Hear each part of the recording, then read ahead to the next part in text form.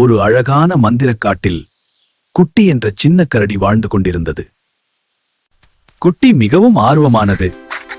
எல்லாவற்றையும் பார்த்து ஆச்சரியப்படுவான்.